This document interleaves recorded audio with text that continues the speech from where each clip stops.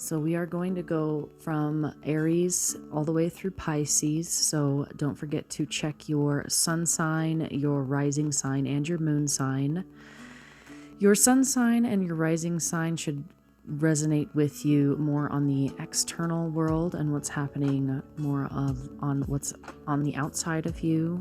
Whereas the moon sign, if you know your moon sign and choose to watch that as well, that's going to be more of your internal world that's more subjective. So without further ado, let's get started.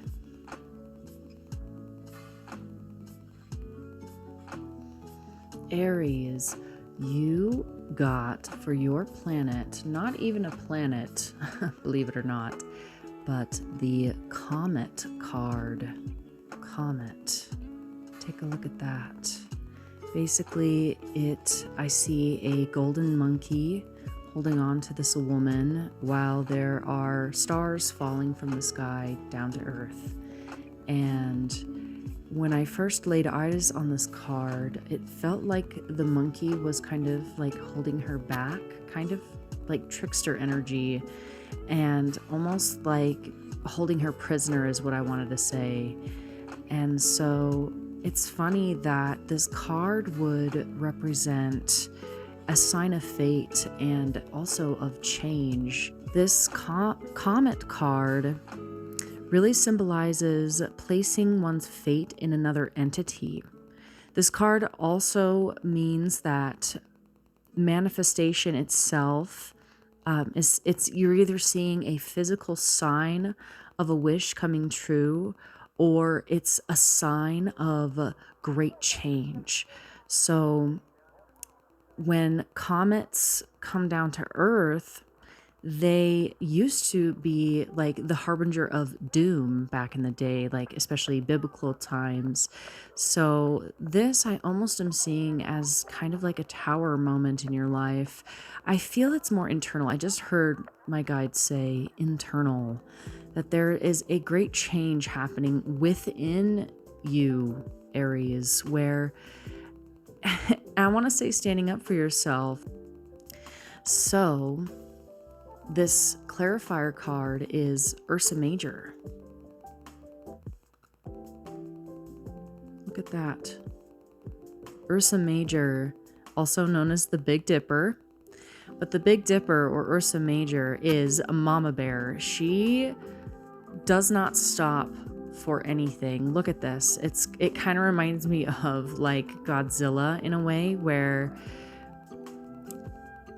there's just absolute force that pushes through whatever obstacle is in the way.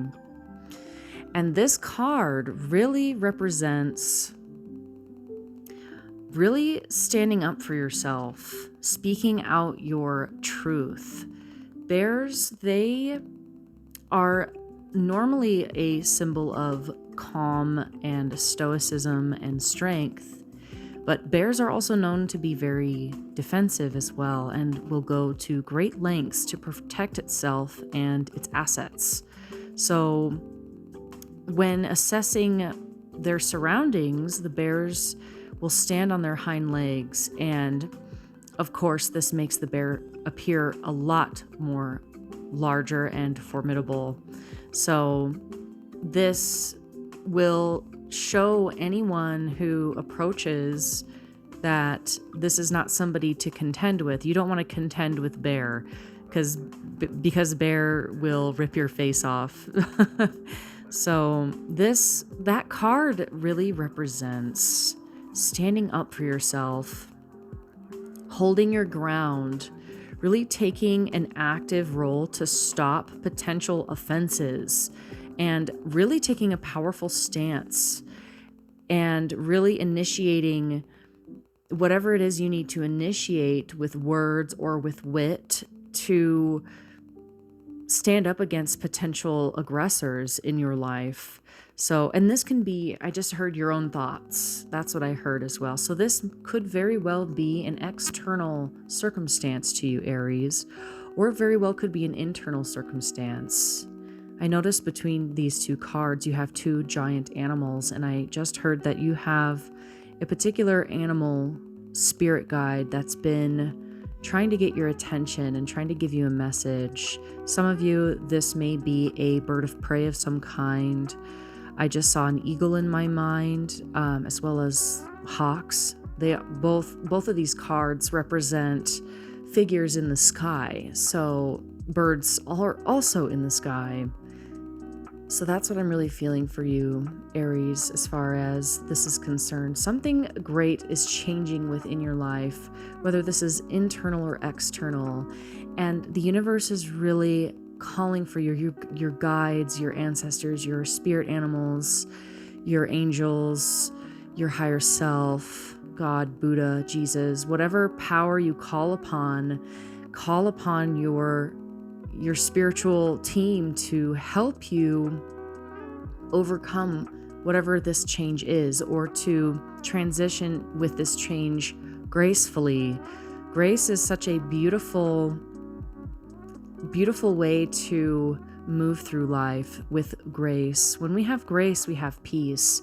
Grace is a doorway that opens us up to forgiveness and loosening up the grip on our own ideas and ideals and dogmatic viewpoints and whatever else, maybe negative mindsets or just the similar responses that you find yourself in over and over and over, that it's time to let those go. It's time to let it go. Whatever it is, you fill in the blanks, Aries, okay? Alrighty, thank you so much for being here with me today. I really enjoyed doing this reading for you. I hope it brought peace to your heart, and I will see you next time, okay, Aries? Bye. Hello, Taurus. Welcome to your late night reading. Let's get into this. So the planet that came out for you was Jupiter. I absolutely love this Jupiter card with this bird of prey on it. And it says conversation, persuasion, and charisma. This card really represents holding an influence over the art of conversation and even contracts. In situations of like political or social marketing, this card is really a boost in especially public support. So the people around you, I feel, are very supportive, and you have a way of rallying up the people around you to get behind whatever it is that you are setting out to do. That's what I'm really feeling. This card also represents really about higher learning. So I just heard a college degree in my head. So that could be applicable to some of you, perhaps. This is also about being a benevolent leader and a person who assists in change and one who rules with dignity and wisdom. So Jupiter is, if you were to have a king or a queen, you would want the king or queen to be of Jupiter quality, where it's very diplomatic and charismatic and fair and with much dignity and wisdom. Absolutely. I feel that you are learning how to cultivate these properties within you, Taurus, and it's leading you into very interesting places in your life. You may also, I just heard pulling away. So there may be some family members or friends, old friends that have kind of just fallen by the wayside, or that you've found yourself naturally pulling away from. And it's not a bad thing to pull away. That doesn't have to be a painful thing, because the Jupiter card is represented by this bird of prey for a reason. And the reason for that, I'm feeling, is because you are flying higher than you have been. You are seeing from a higher perspective. And because the bird of prey can fly higher than any bird, it naturally separates itself from much of the other animals in the animal kingdom, because it can fly higher than most other animals. So, of course, by default, this would cause a separation in a way. So it's not that you're separating from a painful place. It's more of just the natural progression of your life. Going a higher octave is what I just heard. A higher octave is what you're doing right now. Jupiter is also the planet of expansion. It's the biggest one in our solar system. So of course it's going to be about big things, big moves, big changes, big events, just an expansion of the energy around you. Just whatever you're putting your time and attention towards will expand. So if that's your love life will expand in whatever ways that means for you personally. And the clarifier card that we got with this Jupiter card is Fornax.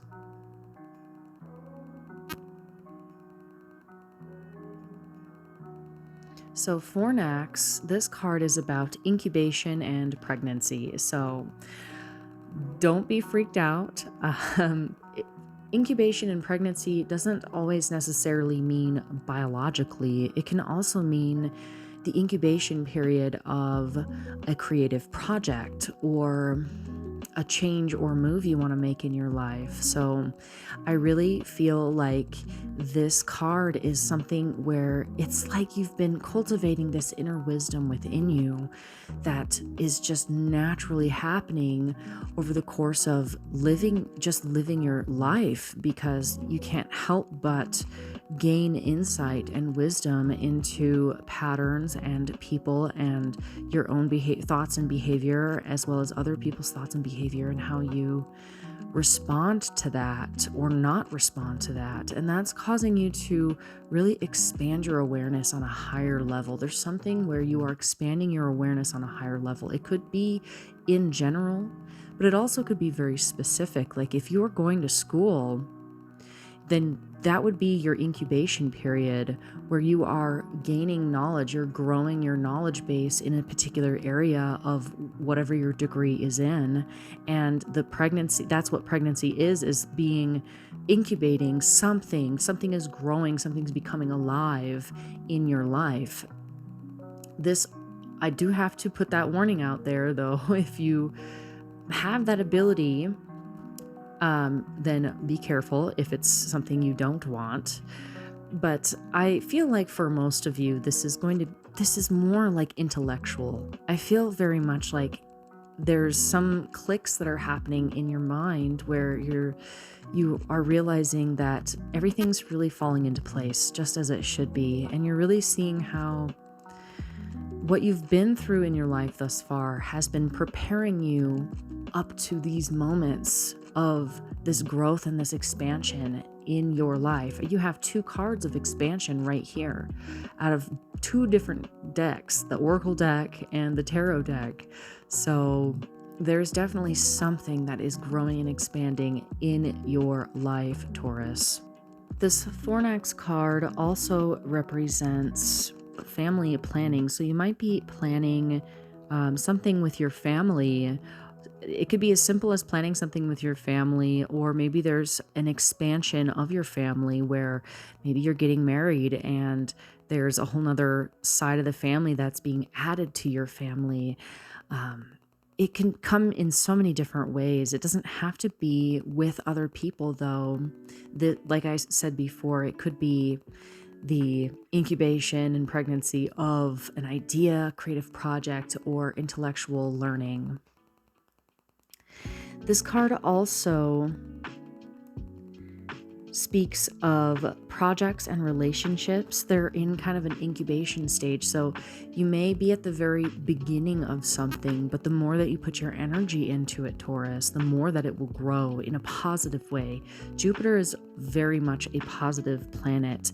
And so you want to see this expansion and this charismatic growth card next to this incubation card. So whatever seeds you've planted in the past that you have been putting your time and attention towards are growing in your benefit.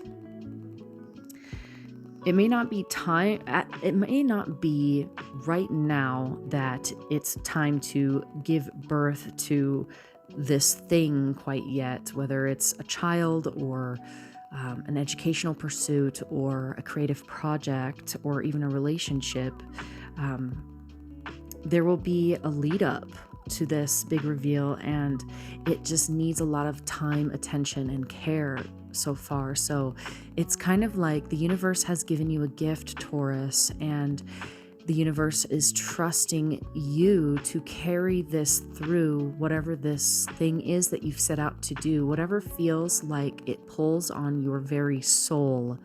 That is what you are growing, whether you realize it or not. And it's going to be such a beautiful thing. So if you feel like your ships haven't quite come in yet, that's okay. It's still being incubated. But this is a sign from the universe to tell you, Taurus, that you are on the right path. If you're reading this, watching this reading, know that you are on the right path.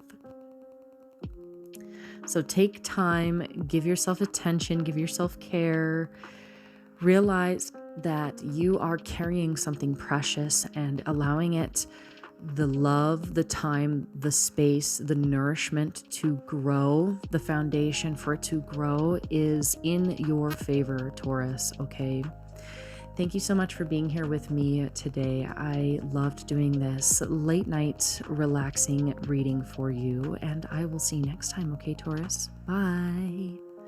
Hello, Gemini. Welcome to your late night relaxing tarot card reading just for you. So in this reading, I have pulled a planet card from the Oracle deck and then a tarot card for you. And the planet that came out for you is not even a planet at all. Actually, it is the Quasar card.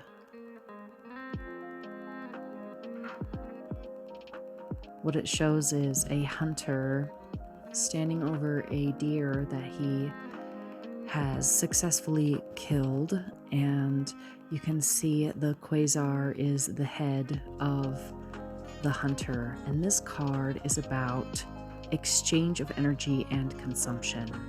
This is a number 22 card. For some reason, I feel like I need to tell you that it's a 2-2 card. So the number 2, 222, 222 in the morning or in the afternoon. Maybe something that's popping up for you, Gemini. And so I find it kind of funny that you got a non-planet card from the Oracle deck. And what a quasar is they are an incredibly luminous sliver of light emitted by elements falling into the accretion disk around a black hole. So it's just as like a celebrity, how the fans flock to the celebrity, the paparazzi flock to the celebrity, the tabloids and the rumors. The quasar glows brighter and its mass intensifies. It is only able to sustain its luminosity as long as the black hole is consuming mass, and therefore it is most common in active young galaxies with plenty to devour. So much like that, like celebrity or star, how their brightness only is increased by the amount of fans and attention and paparazzi are on them. So this is very much about like the exchange of energy, in that it needs to be fed in order to glow, in a sense. That is the function of a quasar. So in a reading, this really symbolizes the giver. So the person that gives, and that's, I feel like you, Gemini, there is something in your life where you give a lot. You're very giving in a certain aspect in your life. And so this card is really representing that you provide energy and resources that someone else may be able to shine. I feel like you are acquiring resources or have a lot of resources to share to help other people shine.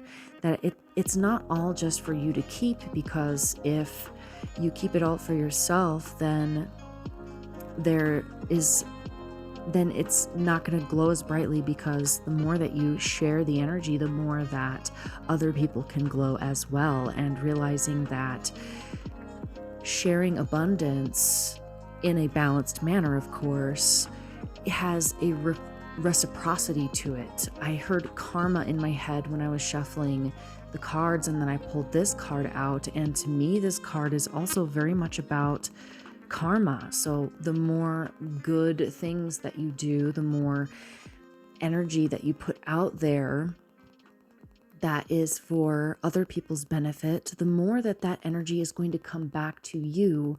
It may not be in the exact same way, but it will come back to you. And I just heard tenfold. So tenfold, it will come back to you. So learning about how sometimes you have to give in order to get. And it seems counterintuitive, but when actually put into practice, and I can attest to this, when actually put into practice within a balanced manner, of course, mind you, it really does pay off. It not only makes you feel good in the moment for giving and sharing of your time or your energy or your resources or your attention, but that it makes the other person feel so good too. And then that energy is shared with you even more. So it's natural for giving energy to produce more energy because it helps empower other people around them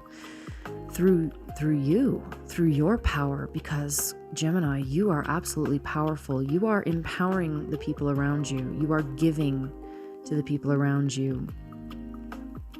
And so the card that is next to it, I pulled as a clarifier card, and this is the card of Ara. What Ara represents is ritual, ceremony, and sacrifice, which I find funny that you have literally out of these entire decks. You got the two where there are slaughtered animals on both of these cards. In this one, it's a deer, and this one, it's a lamb. So this card Ara really represents the sacrifices made to in honor of a great commitment. In the day-to-day, this really could manifest itself through compromises, or it's really intended to strengthen human relationships. Also could be like confessions to loved ones, or really like opening yourself up to the people around you, allowing yourself to be vulnerable in the sense that it's there to connect with another human being and actually strengthen the bond between you by being vulnerable. Again, with those counterintuitive feelings, it feels very counterintuitive to find strength and strengthen the bond of a human connection through being vulnerable. You would think that avoiding being vulnerable and always coming off as the strong one, or that you're always fine, actually can be more damaging and less authentic. I feel like these cards are calling for you to be extremely authentic in the energy that you provide for others, not expecting to give back in a way, or not expecting to receive back, to give freely of your heart. I just heard charity. So like charity, what does charity represent? But to give freely and not expect anything back. You know, you're just giving, and that may feel like a sacrifice to some of you at times, you know. This really can be about honoring something important as well. And really it signifies our oaths to our significant others and to our families and even to ourselves, and the promises that we make to organizations or a job, or even to what we've dedicated our lives to. This can reflect through personal or spiritual, social beliefs. I mean, it can represent itself through any aspect of your life. Truly, it's just a matter of like, what are your beliefs that you convict yourself towards. It's really important to reinstate your vows that you've made with yourself. What have you promised yourself? What have you promised yourself that you would never do again, or that you will implement now in your life? What internal promises have you made to yourself? Maybe you've made promises to allow yourself to grow and change.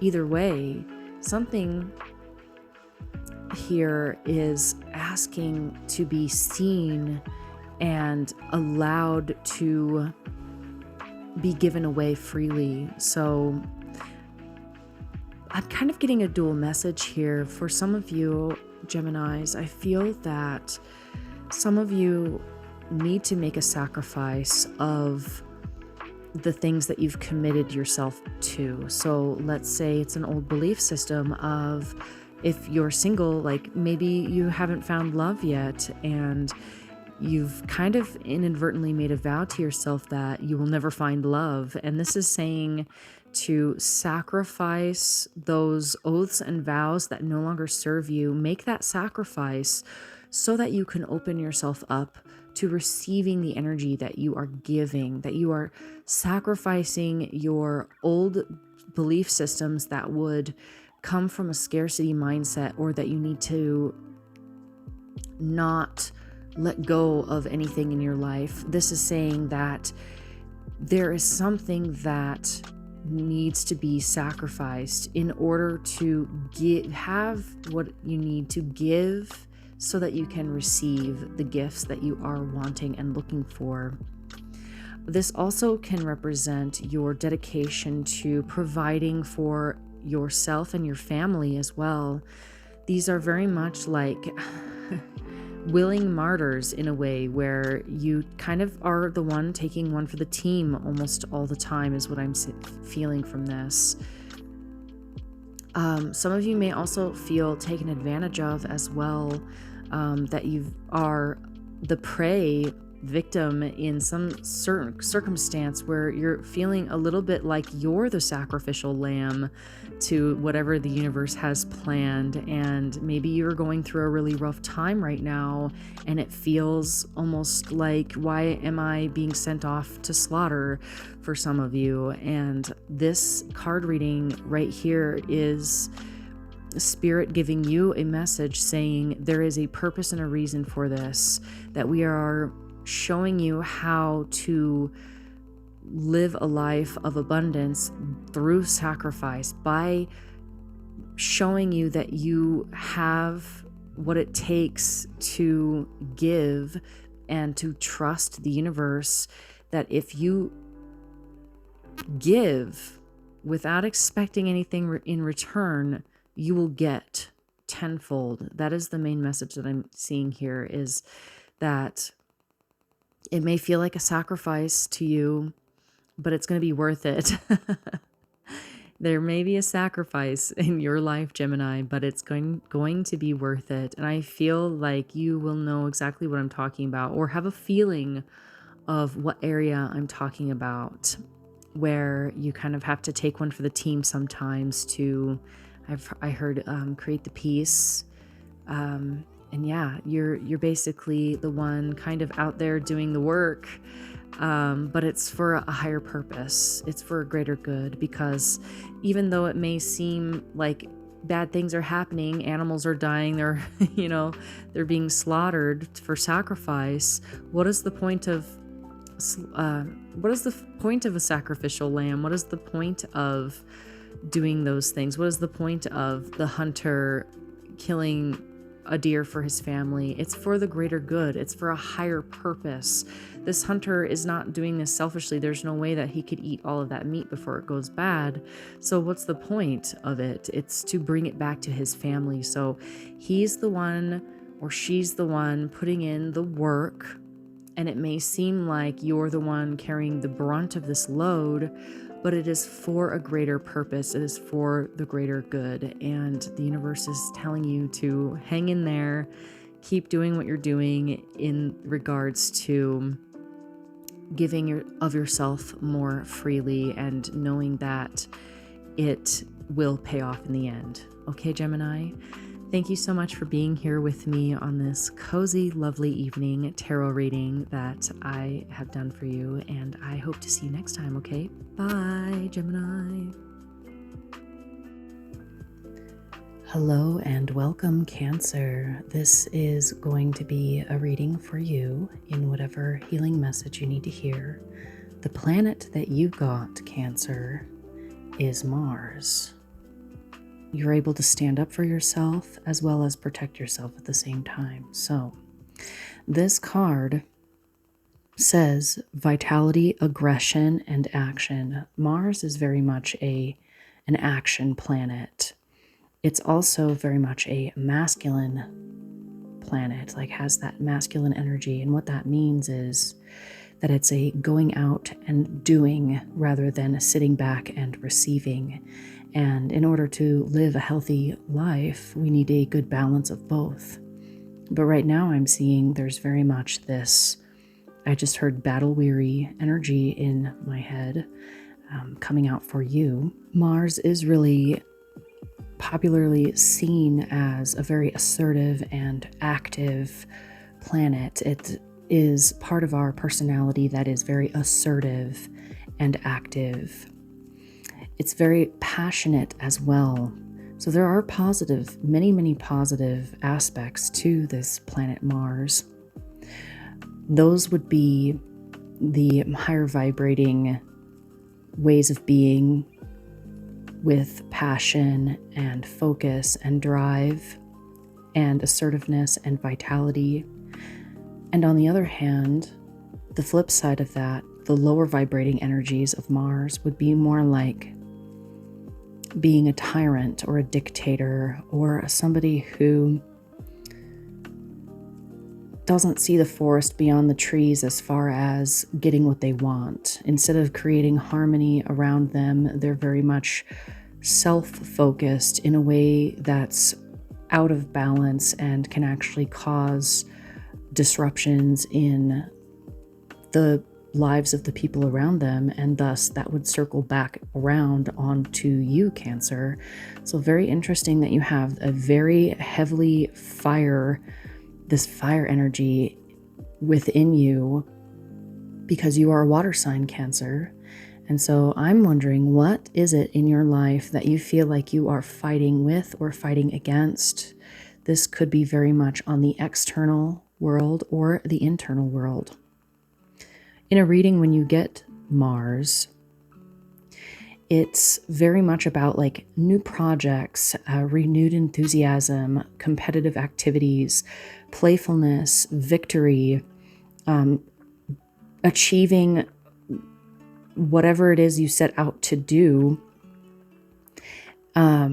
It's very practical and very kind of has inevitable energy as well, because it's so full of vitality. This card is very much also asking you to go outdoors and go on those adventures and have more activities where you are involved with the more physical part of you. So getting your body moving is what Mars is all about. It's about creating a change of pace as well. Really being assertive about your goals. What are your goals? And really setting out to conquer them head on with confidence. This would be very much the positive aspect of this card, which I feel is either already in your energy, you're already making these positive changes in which this will be a confirmation, or maybe not.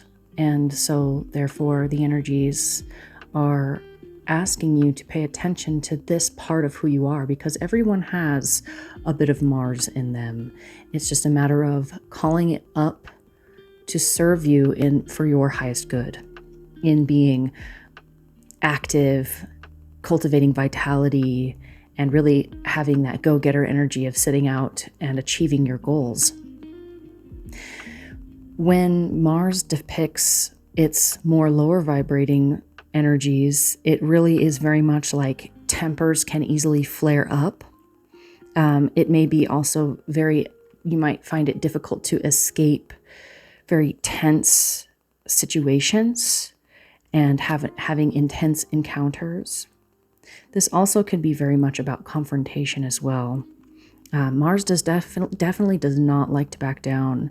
And so this card is very much calling for you to choose your battles wisely, Cancer, okay? Very much about choosing your battles wisely. And the card that came out next to it is the Draco card. I'll show you here. Very cute dragon, pink dragon with these apples, these fruits all around it. This card says defeat, loss, disdain, and humility. So very interesting that you have the Mars coming up right next to this Draco card, whereas the Mars is very much about battle and going into battle, and the Draco card is about a loss or defeat or being humbled or being wrong.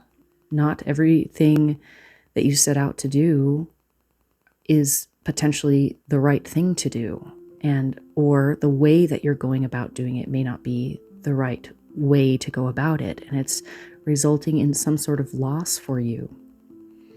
I just heard that for some of you, this may be like a past situation where you feel like you've just been going up against a battle over and over and over, and each time you feel like you come out on the losing end. This could be kind of an overall theme that you feel over many important parts of your life, or this could be in a situation right now. And this could be in a situation in regards to any part of your life in which you feel this like battle and this conflict and feeling like you're coming out kind of on the losing end here, Cancer. When this card appears to us in a reading, it really symbolizes the defeat and loss and the unpleasant feelings that come with feeling like you've failed. A person, you can't really expect to come out on top with absolutely every hard-fought battle. Sometimes those battles are kind of, you just have to cut your losses and move on. And that's a really uncomfortable feeling to feel. And I just heard from the universe that the Mars comes out also to reinvigorate your purpose, your reason for living, your fire that gets you up in the morning, even and to really cultivate and pay attention to what that is for you, because that fire is going to help you overcome any losses that you may be experiencing at this time, Cancer. When I glanced over at this card, I just saw a flash in my mind of Archangel Michael. So this Archangel Michael is a very powerful angel to have on your side. And the thing with angels is you have to invite them in by saying a little prayer, either out loud or in your heart, to invite their energies in to assist you. Otherwise, they cannot assist you until you ask for help. So Michael is asking you to ask him for help. And he will bring a sort of truth and cut through any illusions or delusions, whether this is with other people or within yourself, to be able to get to the bottom of this and be able to move forward past whatever is feeling like a loss to you, Cancer. This Draco card really reminds us that it's not the end of the world, even if you feel that your reputation may be tarnished or that there has been like treasures that have been plundered and lost. It's really showing us that it's not the end of the world, and that it's really a good reminder that with every single failure, Cancer, there is always a chance to reflect and learn. The bad things that happen to us in our lives, Cancer, are not a total loss. Our suffering doesn't have to be a total loss. Through suffering, we really learn our biggest lessons, and most oftentimes those big losses or those feelings of defeat are the biggest teachers for us in our lives. And I'm only speaking from experience. It sucks, but it's kind of the reality that we live in. You know, there are some winners and there are some losers, and sometimes you win and sometimes you lose. And I feel like you've been kind of losing this battle over and over and over, whatever it is. And this is the card saying, ask your guides for help, ask the angels for help. Really get clear on what really is your purpose, what feels like it's worth getting out of bed every day, what makes you feel alive, what makes you feel full of vitality, what is worth fighting for. To pick and choose your battles wisely, especially within the relationships between other people. That being humbling yourself, this Draco card is also about humbling yourself and realizing that you may not be right about everything, that your perception of reality is only one side of the story, and that it's time to really lay down your sword and go within and figure out what really is your purpose here and why you do the things that you do, or however else you decide to move through this. But I'm really feeling like that inner flame needs to be fanned a little bit more within yourself, not relying on other people or external situations and circumstances and external people to fill your soul. Filling your soul is a you job. I know that's kind of tough to hear sometimes, but it's true. First, we must work on filling up our own cup and advocating for ourselves before anything else, okay? Otherwise, we're kind of in a losing battle, and it's time to step out of this feeling of losing, okay? All right. Thank you so much, Cancer, for being here with me and trusting me to divinate for you using these cards. I hope that there was a message in here that helped you. Don't forget to like and subscribe, and I will see you next time, okay, Cancer? Bye. Hello, Leo. Welcome to your late night tarot reading. In this reading, I have pulled a planet card for your overall energy and then one single clarifying card for you. So let's get into it. The first planet card that you've gotten is Earth. And the first thing I notice about this Earth card is that there are two people on it, a man and a woman. And this card represents home, healing, and protection. Most familiar planet that we know within space, within the cosmos, it's our own planet. And so this card really represents the source of life. It is a familiar card, a nurturing card, and it's a protective card. Earth is our home. It's where we are protected from the vacuums of space. And so this card really is a symbol of healing and completion. It's a card of fostering, protecting, and nourishing what we consider to be our home. It's also a symbol for being in one's element or confidence in one's abilities while they're on their own home turf. This could be in maybe you're in a job that you've been doing for a while and you finally feel like you have found a good place to settle for now. This could also be about your physical home, in the changes in your physical home where you are making it more for you. You're figuring out ways to make your home be a place you want to be, a place of nourishment and of comfort and of relaxation and togetherness with the person that you connect yourself with. If you are single, then this would be feeling at peace and at home within yourself and within your environment. And if you are coupled up with somebody, this would be feeling at peace and at home with this person as well as your own home. So this is a beautiful card to come up for you, Leo. The clarifying card that came out with it is quite funny how it also has two people in it.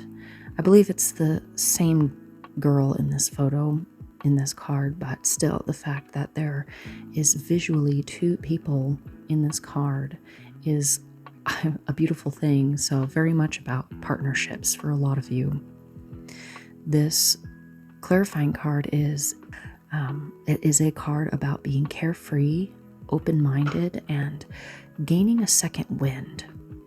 So to me, this is like there are some positive changes happening in your life as far as your home and even your relationships, of changing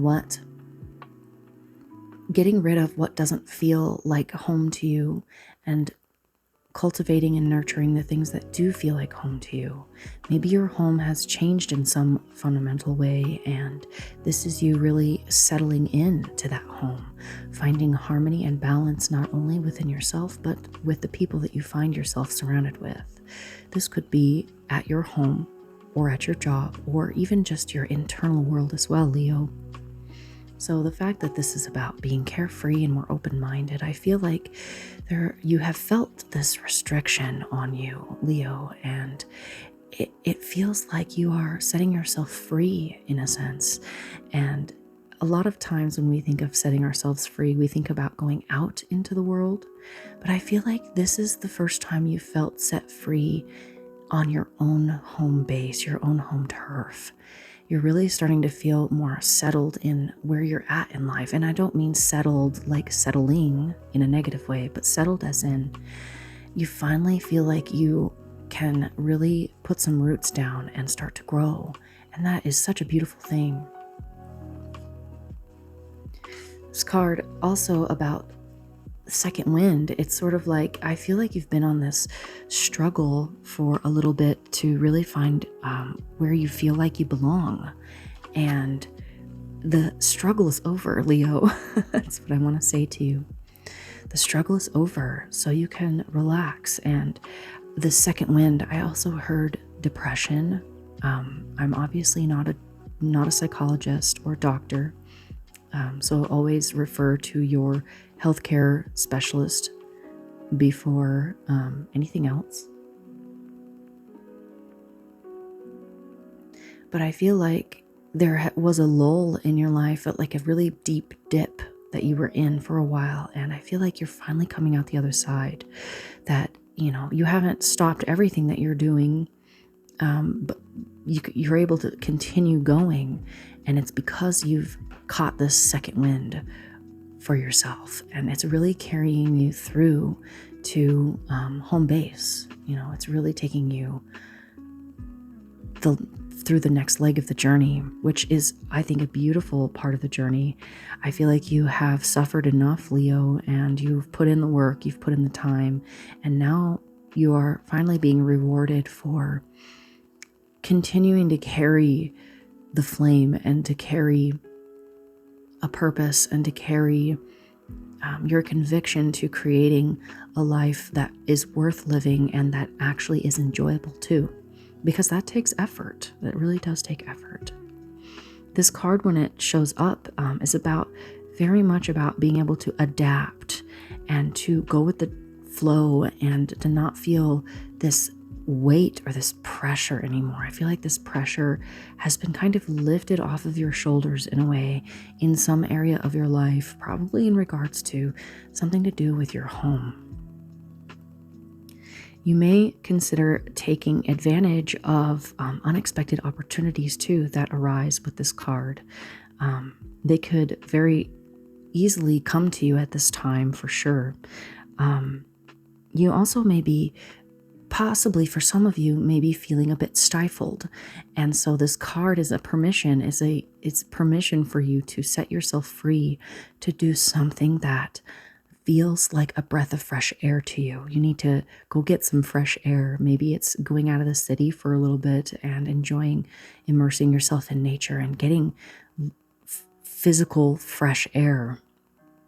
It also could be very much about changing your daily routines and really kind of, even though these cards are very much about like comfort, it's like now that you have a safe home, it's time to now step out of your comfort zone in a way so that you can create more carefree and openness in your life by seizing opportunities that present themselves to you, Leo.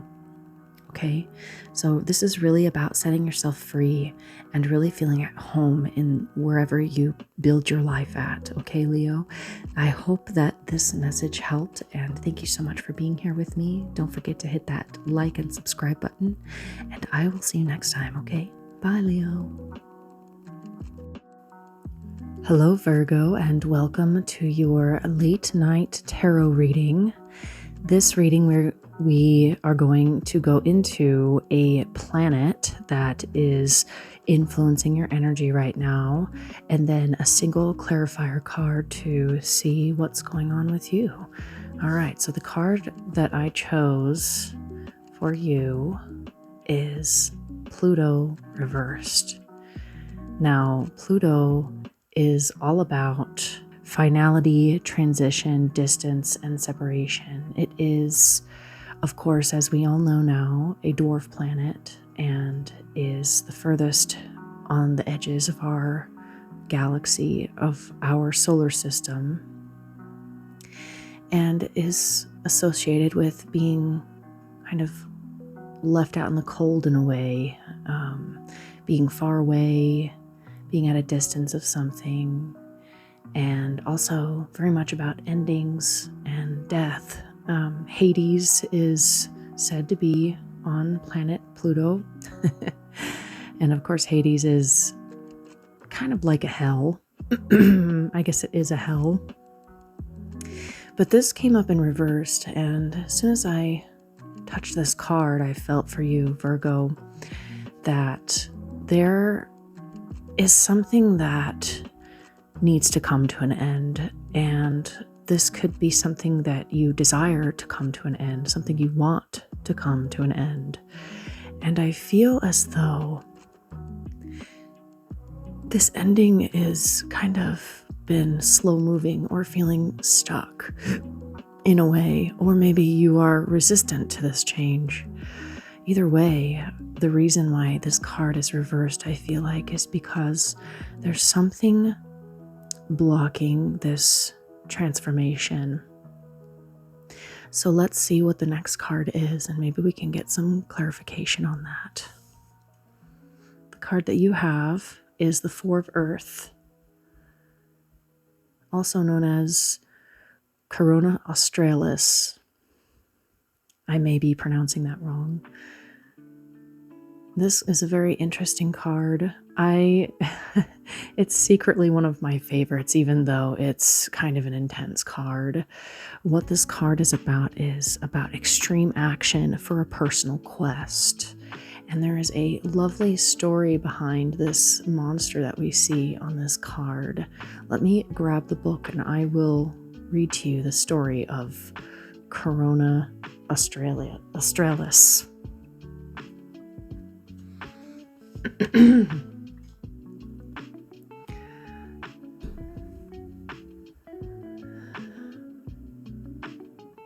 Corona Australis is a number 4 Earth card. It stands for extreme action for a personal quest.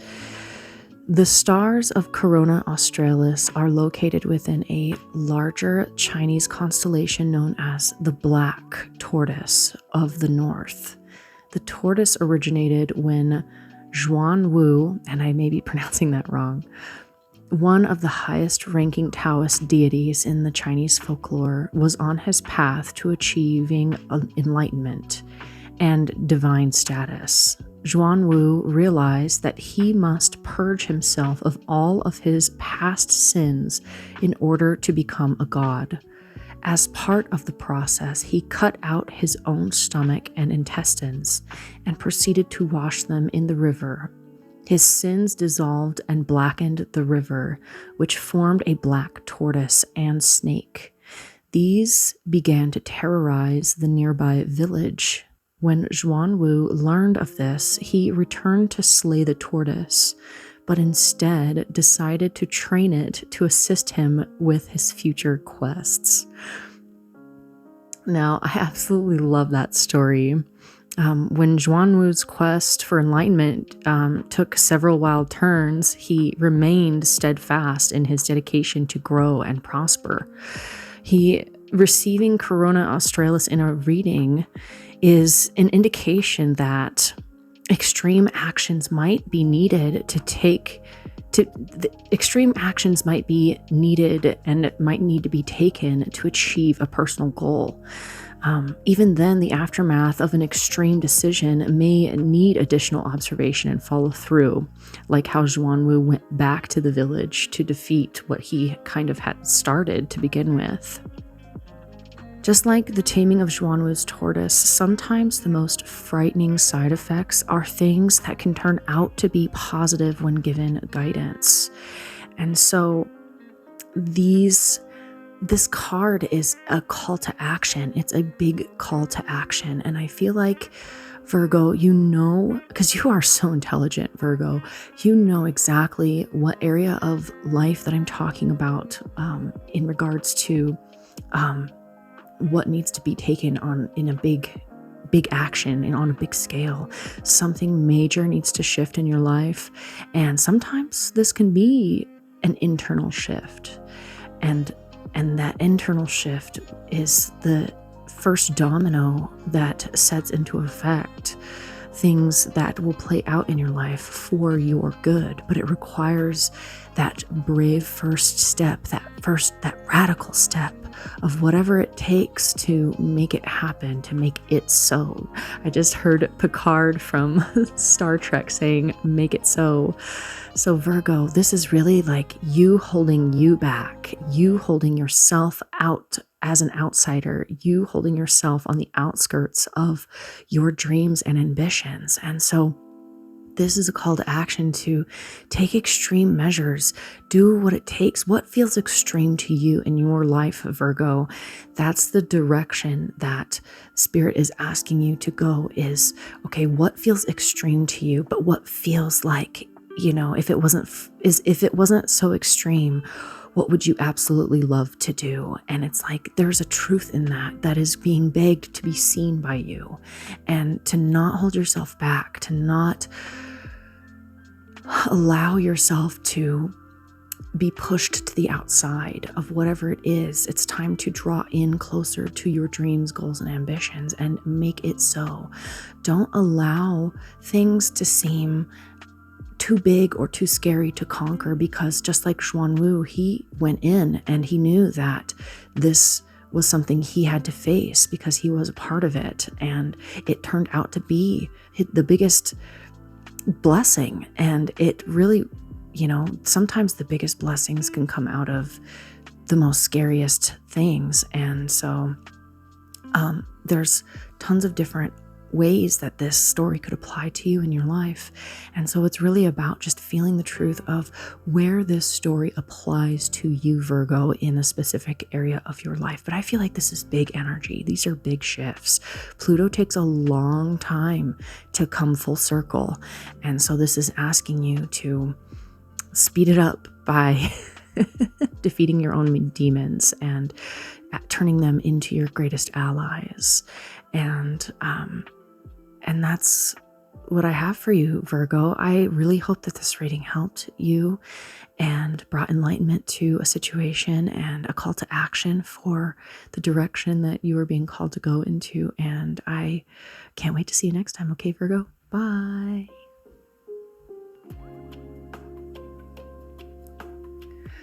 Hello, Libra. Welcome to your late night tarot reading, whether you're watching this during the morning, afternoon, or evening. Either way, these messages are meant for you, Libra, both sun, moon, and rising parts of your chart, your birth chart. What I have done for you is picked out a planet oracle card to see what planet is influencing you the most, what energy is influencing you the most, and then also a clarifier card right here for you. All right, let's get into this. So your ruling planet, or the planet that is influencing you the most, is not even a planet at all. It is the wormhole card. I love this card. It's absolutely beautiful. It's a woman or a young lady taking a nap on the most comfortable pillow and pillow blankets and mattress made of stars, and she is wearing headphones and listening to either a podcast or her favorite music or even a book. And it's as if she is just becoming one with the universe through the connection of her dreams and through her subconscious, the part of her existence that lives on while her conscious mind sleeps.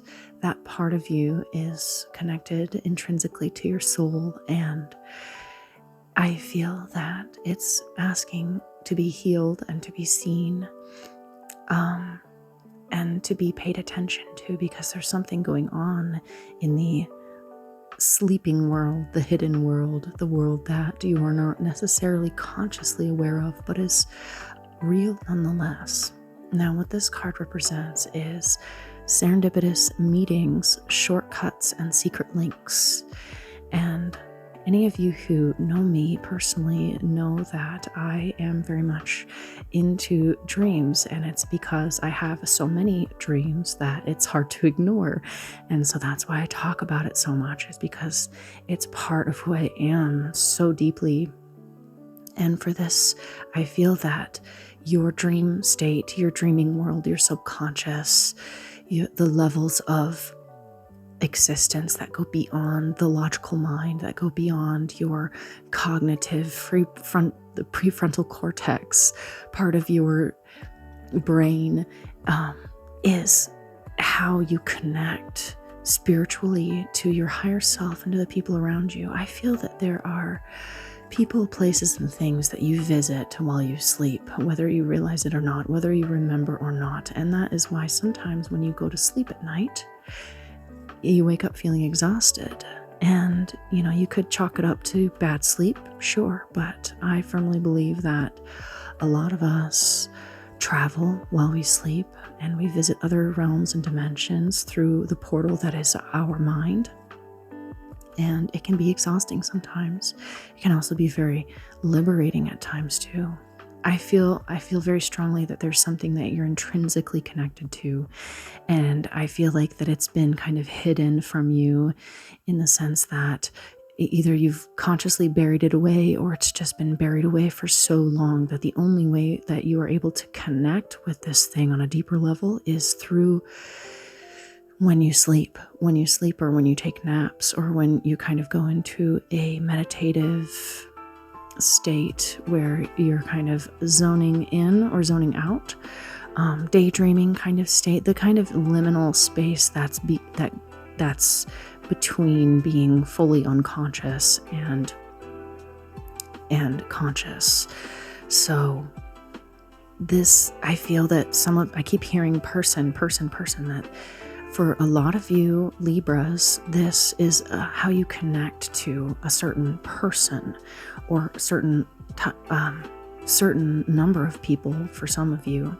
But I feel that this person is no longer in your life, or is not in your life in the way that allows you to have the deepest soul connection without actually tapping into your subconscious or dream state. That is where you can truly and fully connect with this other person, is on the astral realm, on the spirit plane.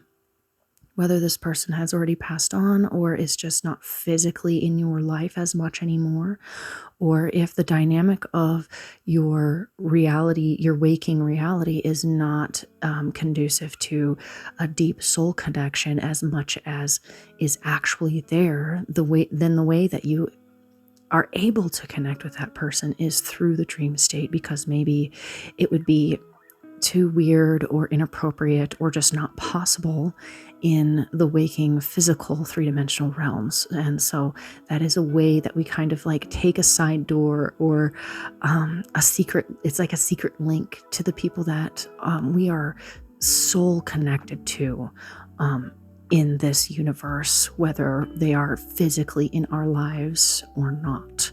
So that is what I'm feeling with this card. And also for some of you, it's not a person, it's a dream. It's a part of yourself. It's part of who you are that you've lost this connection to. And the only way that you seem to connect is through this kind of otherworldly link, this portal per se. So the wormhole, it's a theoretical passage through space-time, linking two sectors of space through a shortcut.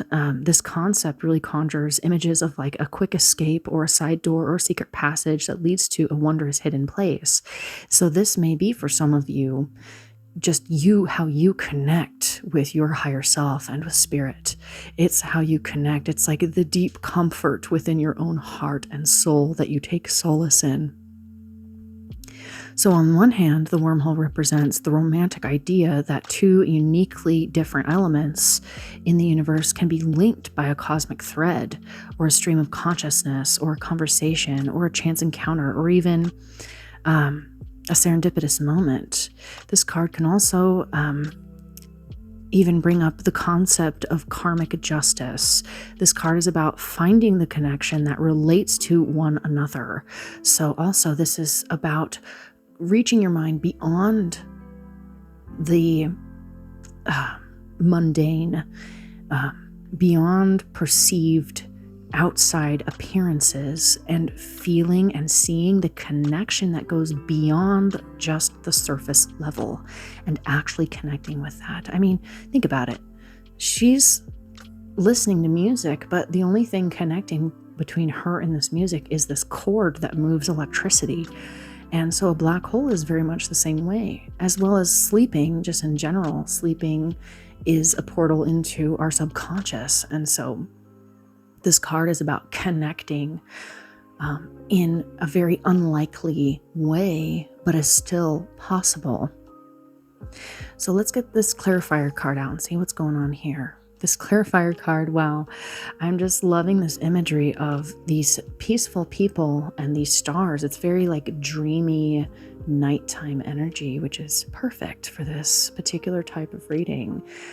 So this card is Antlia. This one is about carefree, open-mindedness, and a second wind.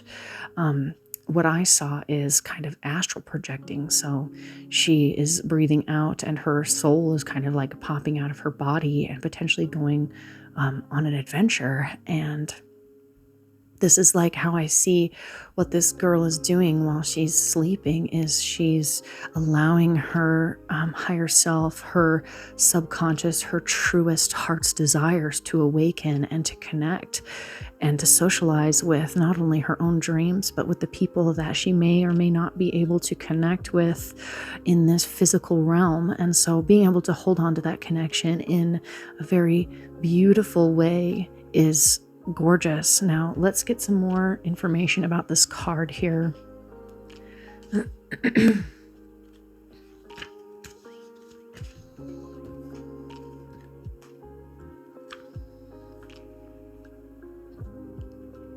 So Antlia is one of several constellations in the sky that memorializes scientific instruments used throughout history.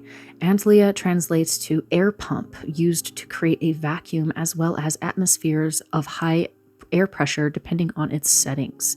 So when this card appears, it is easy for one to adopt a breezy outlook when not under pressure. You're more accepting of what may drift your way, and may consider taking advantage of unexpected opportunities. You may be looking for a breath of fresh air amongst daily routines, and now is a great time to take advantage of that. So this is very much about like refresh, which may be more sleep. You may need more sleep. So this is definitely about a refresh, or just keeping your mind open, allowing blessings and opportunities to float your way, but being aware to be able to actually see them and take a hold of them. Having a second wind is like a mini miracle.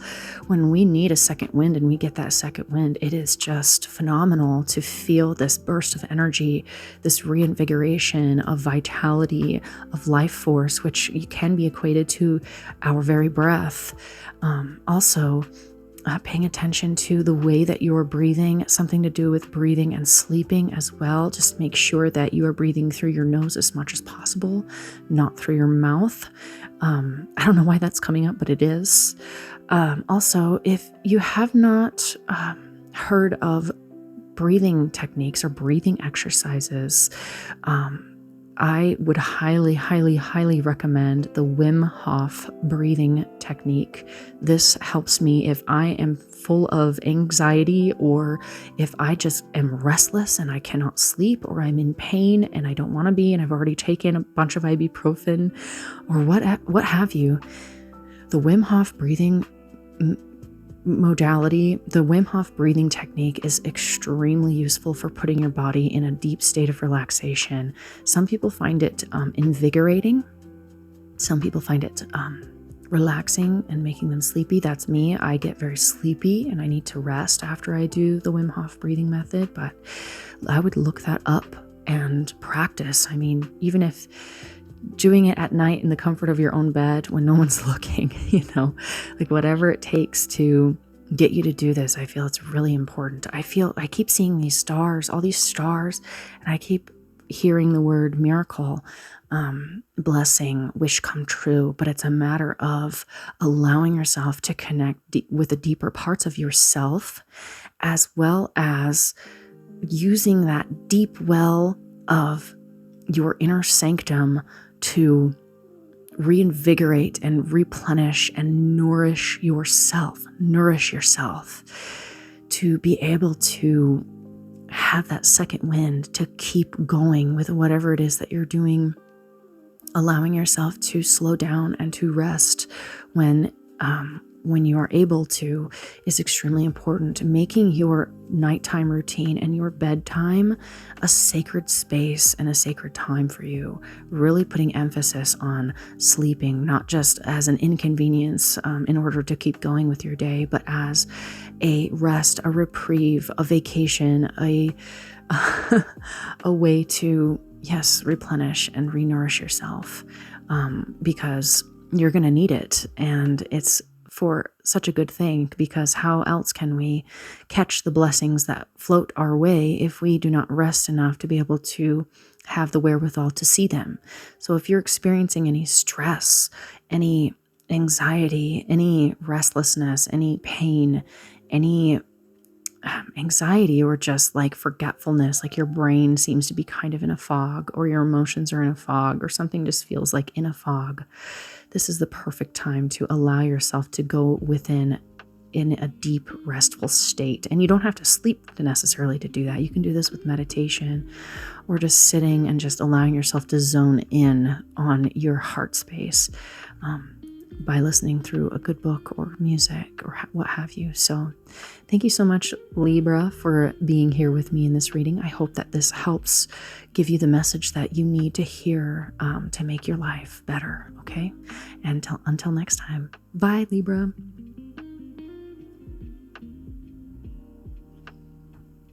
Hello, Scorpio. Welcome to your late night tarot reading. Whether you are watching this in the morning, afternoon, or evening, I welcome you. In today's reading, we are going into a particular planet or space anomaly that is influencing you the most, and then a clarifying card to see what you need to hear at this moment in time. So your first card, the influencing energy card, is not even a planet at all. It is Quasar. Look at that. This card is beautiful. I believe Gemini also got this card. This card is about exchange of energy and consumption. It is the last card in this oracle deck. And as you can see, there's a hunter who's hunted this deer. And the light coming from the hunter's head is the same light that's dying in the deer's eyes. To me, this card is about sacrifice. This card is about endings. But as we know, every ending comes with it a new beginning. But this is focusing more on an ending, and that an ending is a requirement for the exchange of energy. Without death, there cannot be a rebirth, because that rebirth requires the energy. And so if something is leaving your life or dying, it is for a higher purpose. It is for a higher purpose that you may not be able to see right now because of the, I want to say, ugliness of death. That the ugliness of death seems to be kind of in your face right now. I keep looking at the guts and the blood from this deer, and that's kind of all I can seem to focus on, is just like him holding the knife and the fact that he stabbed this deer to death. And it's gruesome. But, you know, if you look beyond just the imagery of this card, you can see that the purpose of killing a deer is to feed your family so that you may continue to live. That exchange of life, that exchange of energy gives new life and new energy to a plethora of things, seen and unseen. And so this card is very much about feeling like you're in a dark place, but seeing the light through the darkness. The fact that it's a very, very dark card and all you can see is the light coming from his face is like a beacon on a hill, and going towards that beacon, anything that makes you feel the light, the love of spirit, keeping that as your waypoint, your North Star, and to continue going forward towards that light, even when things get dark, is what I'm hearing for you with this card. A quasar is to give you more information about what a quasar is. A quasar is an incredibly luminous sliver of light emitted by elements falling into the accretion disk around a black hole. Just as a celebrity's distinction can be spotted by a flock of fans, paparazzi, tabloids, and rumors, the quasar glows brighter as its mass intensifies. It is only able to sustain its luminosity as long as the black hole is consuming mass, and therefore it is most common in active young galaxies with plenty to devour. So when this card appears in your reading, it shows the quasar as a hunter and in the process of taking down an animal. As the animal is consumed, the energy is transferred from hunted to hunter. In a reading, this card speaks of the ambiguous push and pull of energy between beings. Without seeing how the quasar maintains its brilliance, it would seem to be an immensely powerful entity on its own. As one pulls back to get a look at the bigger picture, one occasionally finds that it is like an anglerfish connected to something waiting to consume, lurking in the darkness. So this card really symbolizes the giver in this situation, the individual providing energy and resources that someone else may shine. So I feel like you have been very much sacrificing something in your life to allow others to have a life force, energy, and the gumption it is to do whatever it is they need to do. You're the one that's, in a way, sacrificing your time, your money, your energy, your being to allow others to thrive and exist. And that is an extremely brave endeavor. That's a very selfless endeavor. This deer has allowed this hunter to take its life because it knows that the higher purpose of its existence is to help feed others. And if we all help feed each other, then we will never go hungry. And that's the idea, is you are teaching people through your acts of selfless giving how to be selfless and giving and create a better world through this energy of consumption. Now, because the way the universe works, it's a cycle. It's a yin and yang. It's an Ouroboros, a snake eating its own tail, and it's a continuous cycle with different cycles and sizes and sizes of cycles within cycles. And so there is this death rebirth cycle, and so you being a Scorpio can understand the depth of reality beyond what is appearances on the outside. Kind of like with an anglerfish, you see the spot of light, but you know that there's something bigger at play here behind the scenes, and it can be seen as sinister, but it's not. It's just a function of reality. There is no good or evil attached to it. It's just a function of reality, very much the yin and yang in a perpetual motion, both pushing and feeding off of each other in the sense of continuous motion of function. And so allowing yourself to give of yourself so freely is changing the world into a new earth. Now let's go ahead and get into this clarifying card. This card is very much about partnerships, collaboration, and shared vision. So what I'm seeing here is that this is about connecting to people of like mind with you. These two dogs are working in tandem, two hunting dogs working in tandem to capture its prey. And so very much the same way as being the hunted, you can also be the hunter in the sense of gathering people of like mind around you so that you may be able to sustain and contain what it is that you're creating, to collaborate with like-minded people. So this card really represents a level of harmony in matters of collaboration, especially partnerships of all kinds. They are a loyal and loving pair, these two dogs, and they protect each other and support each other. They support each other's strengths and offset the weaknesses. So this is very much a call to action in the sense of you've sacrificed yourself enough that it's time to collaborate with people of like-mindedness, and also giving of yourself freely in places that you feel called to deeply, whether it's easy or not. This is really about, I really feel that this is about reaching out and building a community of like-minded people, whether it's with family members or with newfound friends or just the community at large, allowing yourself to be the one to reach out, be the one to nurture these relationships, be the one to sacrifice your time, resources, and energy to be in these collaborations of like-minded people. And how you can tell that these collaborations are worth your time is that this yin and yang, this give and take, this hunter and hunted is something that is shared within these relationships, within these partnerships. It's not just a one-sided gig.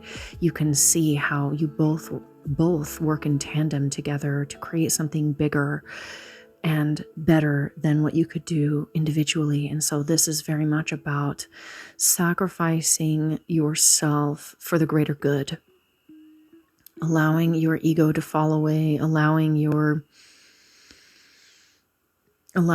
yourself to work with other people, and seeing that it takes two to tango, and sometimes you cannot always be the taker, that you have to be the giver, and you can't always be the giver, you have to be the taker sometimes, and to not attach a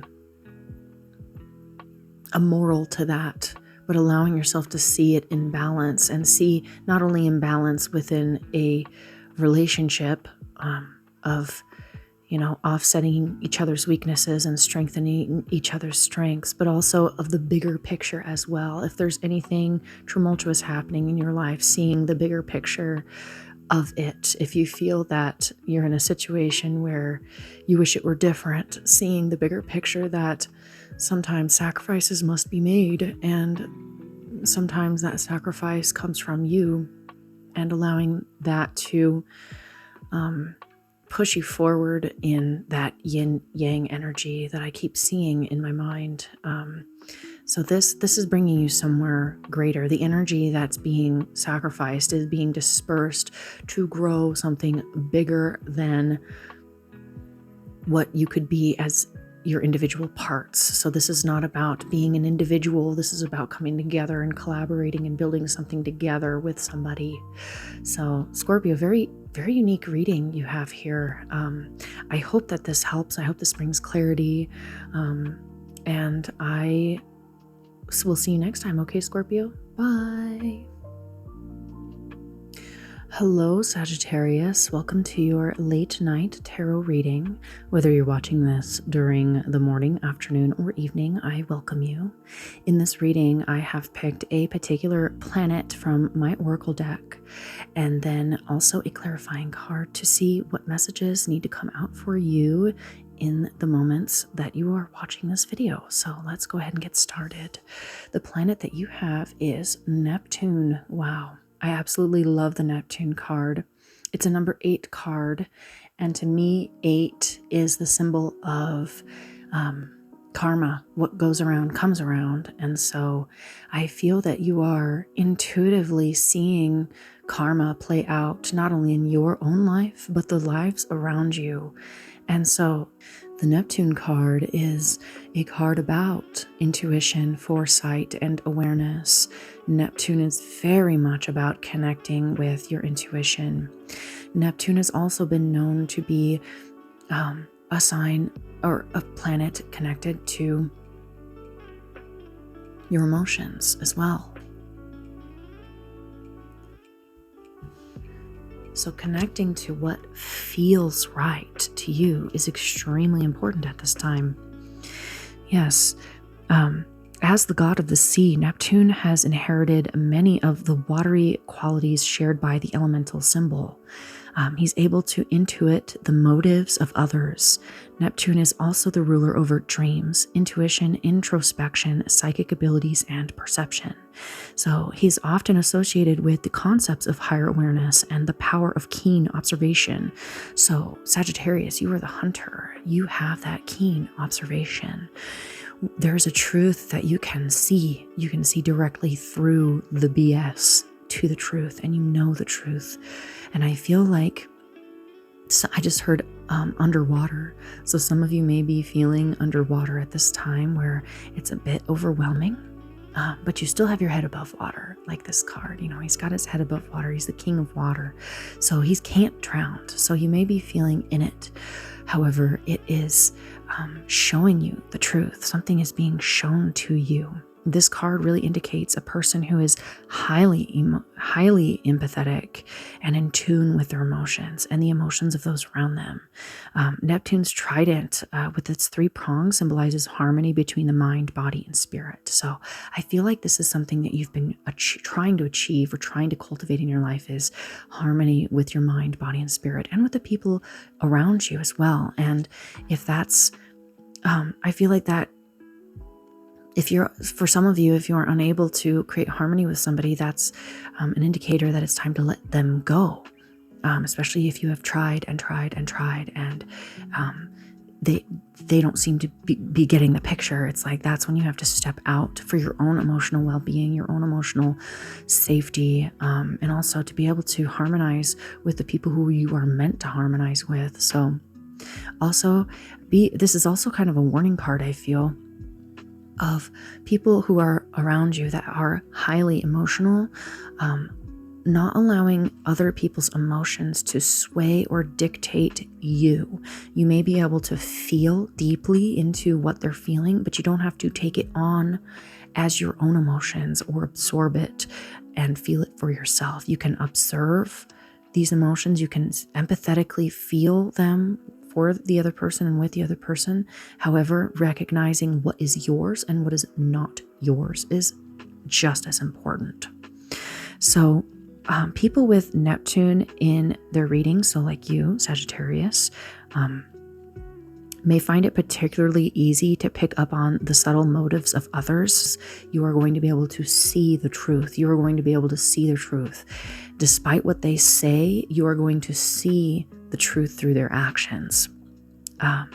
This is a card of keen perception and the ability to intuit the tones of many underlying complexities within relationships and within the act of negotiations as well. It represents a heightened awareness of both opportunity and danger, and with an emphasis on foresight and circumspection.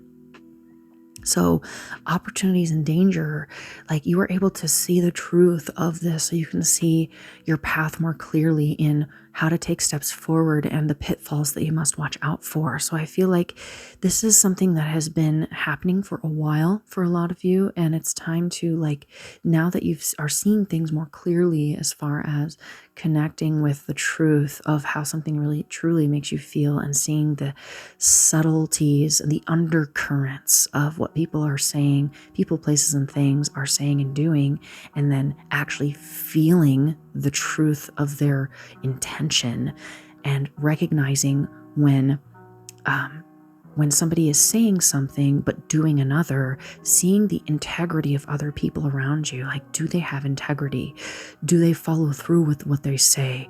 Are they consistent with what they say? Do they have the follow through of what they're saying? Or is it something that you need to watch out for? You may be dealing with somebody who is a bit two-faced. And if not, then you're just going to be able to see any situation that comes your way. Like if you're going out and buying a car, for example, or selling something to somebody, you're going to be able to feel whether or not this situation is a yes or a no, or whether or not you need to walk away. You're going to be able to feel the undercurrent of the truth, and it might be a little overwhelming, but I feel like it's important for you to see these things at this time, because the truth is being revealed. There's been a lot of hidden things, I feel, under the surface for a long time, and this is you immersing yourself in the depths that are below the surface to experience the truth of what's truly going on. Okay, Sagittarius, now let's see this clarifying card. You have the Nine of Water, which is the Lyra card. This is about play and the healing power of the arts. Wow. Okay, so I just got this message of this is about self-care. This reading is about self-care and self-love, and more focusing on yourself and your needs, Sagittarius. What is it that you need right now? You may be able to easily connect with the people around you and feel the emotions of the people around you, but this is saying not to put yourself in the stock of other people's emotions too much. This is about healing yourself, doing what you want to do. What hobbies and interests do you have, Sagittarius? What indulgences do you have that you want to do for yourself? 9 is a number of independence, of wishes coming true, of you standing in your power and in your own energy. And this card is really refers to the healing abilities of the arts, creativity, really checking out how creativity can be acted upon in endless ways. Music, writing, painting, building, shaping, chiseling, sanding, dancing, singing, whatever. These are remedies. These mediums of art. These are remedies for whatever whatever you may be going through. So this reading is about recognizing that you have been tapping into the truth. So that's a confirmation for you that whatever you've been intuitively feeling as the truth, despite what other people are saying, you are feeling the truth of the underlying current of what's truly going on. And it may be overwhelming. You may be feeling the weight of it right now. It may feel like oceans of emotions. And what the universe is saying to you, Sagittarius, is your remedy, how you heal yourself, how you fix this, how you move through this and get to the other side, is through the healing modality of the arts in whatever form you choose. Very well could be going to a play or going to a movie. You don't think about that much as being connecting to the arts, but theater is very much part of the arts. So is anything to do with your voice, speaking, singing, writing. I just saw somebody working on like refinishing a piece of furniture, building something, fixing a small engine. It's like literally anything can be considered an art form. It's whatever makes you feel connected to that more creative side of you. That is literally what is being asked for you right now, is to connect with the art. It's like, if you want to move through this, connect with the art. Just keep connecting with what creative modality that you have at your disposal, whatever lights that fire within you, that creative fire within you. Focusing on that, not putting too much stock in the opinions of other people, but still paying attention to how something makes you feel, rather than hearing what they have to say. Like, hear what they have to say, but then check in with yourself on how it makes you feel, and whether you feel that's truthful or not, because you are very much connected to the truth. And this, I feel, is, I keep feeling like this is almost bigger than you. And so this is more about just riding through the waves, ride the waves, doing what you need to do to make, to pass through this time in your life. I feel like it's kind of a rough time, even though it may not be like the roughest time of your life. It may be kind of a rocky situation, I feel like. And so to be able to nourish yourself and to continue forward is really by using creativity as your healing salve for your heart, mind, and soul. Okay, Sagittarius. So there you go. That's your message. I hope that this reading helped, and I hope you carry this forward with you and take this advice from Spirit and really improve and enjoy your own life. Okay, Sagittarius. I love you so much, and I will see you next time. Bye. Hello, Capricorn. Welcome to your late night tarot reading. Whether you are watching this in the morning, afternoon, or evening, I welcome you to this very special reading just for you. I am going to go into, this reading is going to be about whatever it is the Spirit wants to bring up for you at this time. Whenever you're watching this reading, I picked out an oracle card of whatever planet is influencing you the most, and then a clarifying card to go with it. So let's go ahead and get into it. The first card you have is, well, look at that. You got your own card. You have Saturn here, Capricorn. You are ruled by Saturn very much. Love this card. Very gorgeous. We have a bat, we have an owl, we have fruits, we have flowers, we have moth, mouse. Very much like fall. It's giving autumn for sure. The Saturn card is very much about transitions, responsibilities, and adjustments. This is about taking responsibility for your actions and where you're at in life. This is about allowing things to change. Saturn is known as Father Time, so this could be very much like, I just heard Death card in my head, so very much about allowing things to come to an end so that a new beginning can happen, and trusting the process of the ending, that it will bring a new beginning. I feel like for some of you, this has to do with a relationship of some kind. This could be a relationship with yourself, family member, lover, whatever you're in a relationship with that needs to go, that's kind of dying or has been dying, and you've had your harvest, you've gotten what you've needed from this, you've gotten the lessons you've needed from this, but now it's time to move on. And I feel like you're having a hard time seeing beyond the transition, seeing beyond what's changing. It's sort of like when we're in fall, it's been so long since it's been springtime that we kind of forget that when fall starts hitting, instead of focusing on the springtime and what is going to be born from all the death that's happening around us, the decay, the dying that's happening around us, that we kind of just focus on hunkering down for the winter. And I'm not sure what area of your life that this is referring to. Maybe the clarifying card will give us more direction, but this is very much about I've heard some of you, it's about leveling up, and leveling up is allowing an old part of you to die, to allow that immature part of you to dissolve and be the fertilizer for your new growth into the next phase of your life, which I feel is more mature.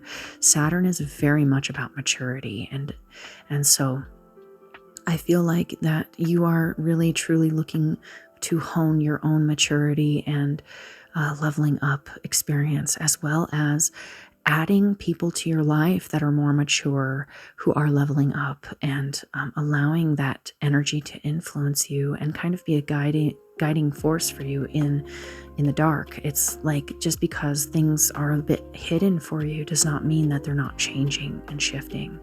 The fact that we have the moth here, the moth is very much drawn to the light. So it's about continuing to go towards the light, even if it feels very minuscule at this moment, even if you're not quite sure what direction to go. Think about the owl and the bat. The bat uses sonar. They don't see, but they can see. So through their other perceptions of reality, they're able to perceive the shapes around them and be able to navigate without running into things. So I think right now, this isn't necessarily about seeing the spring or seeing the light, even though that is intrinsically there at all times and is a part of reality and is important to pay attention to. This is about being able to just navigate your way through the dark, trusting your instincts, trusting your intuition. I feel like all of these animals have very strong instincts. Instincts are a very primal part of us. So trusting your primal part of who you are, Capricorn, is very important right now. All right, let's look into this clarifying card here. You have, I don't know how to pronounce that, Lacerta Musca. This is a number 1 Earth card, and this card is about necessity for transition and renewal. Wow, take a look at that. Both cards say transition. So this is about a transition in your life. Something is transitioning, and it could be any part of your life. It could be a relationship. It could be your internal dialogue. It could be your business, your career, your education. It could be literally anything, Capricorn.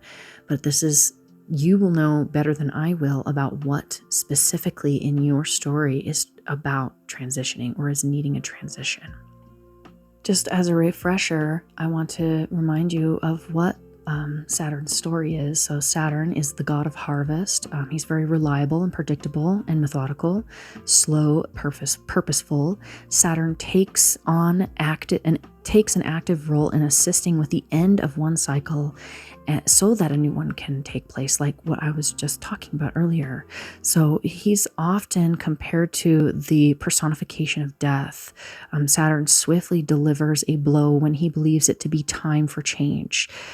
In doing so, it leaves room for a new regime to flourish, or a new regiment to flourish, something new to flourish in your life. So Saturn really embodies the concept of forceful transition. So like I was saying, like, we're too busy focusing on how everything is dying around us, like in the fall time, and we're forgetting about the springtime, that's the whole purpose of things dying in your life, whatever capacity that is referring to. It could be a person, it could be a group of people, a friend group, a place, a family member, a thing, a career, a way of being, what have you. So this card really speaks of power changing hands, that the master is being eclipsed by the apprentice. So it's like you are rising to power.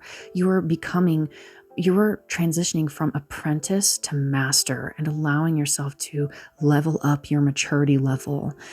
This is about a child growing stronger than his parent.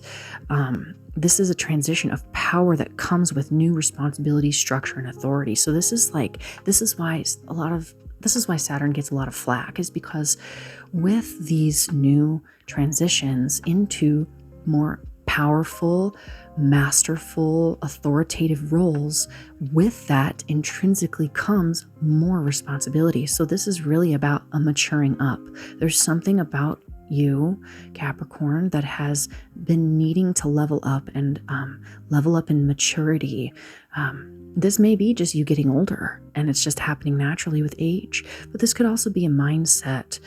Maybe you've been living in victim mentality for too long, or what have you. Maybe you started a business, but you haven't taken it to the next level yet. So this is really about asking you to take it to the next level. Allow the death of whatever needs to transform to transition from one thing to another, allowing room to take place. So this card is a number 1, Earth.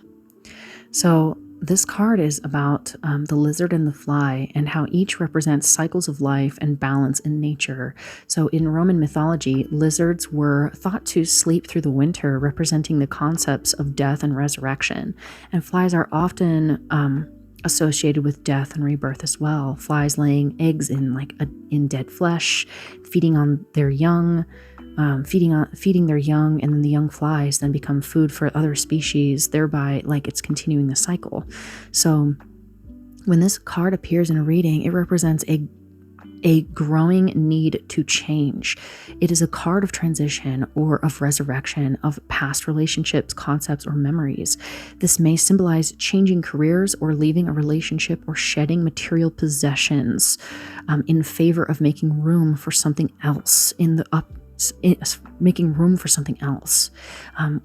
When this shows up, this is kind of a bittersweet. It's like a bittersweet departure, but the benefits of changing strongly outweigh the temporary discomfort. So that is what I'm seeing for you, Capricorn. This is intense. You've got 2 cards saying that there's a need to let go, a need to transition, a need to change, a need to level up, to let the immature part of yourself die, allowing certain people, certain places, certain things, certain possessions to go. It's time to let it go because there's something bigger. And so the discomfort of this letting go phase, very much about preparing for winter, for that long sleep. But then when you emerge in springtime, when things start to warm up finally, it's glorious, and taking it to the next level and allowing things to be resurrected. So there might have been something that's been lying dormant within you that's time to awaken.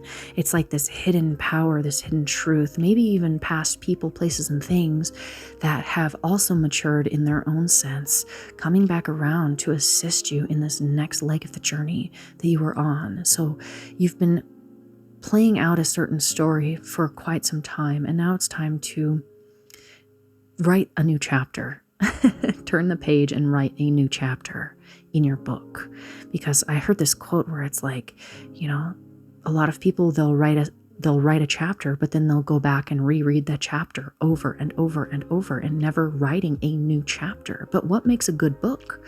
But when you turn to that next chapter and you didn't see that one coming, and it could be a good thing, it could be a scary thing, but all in all, that's what makes a good book. A good book is that it has another chapter, and the chapter is completely different than what the previous chapter was about. It's a continuation of your story. However, each chapter is a marker for major change, and allowing yourself to turn the page and write a new chapter is what's on the horizon for you. So this is saying to be aware of that and get prepared.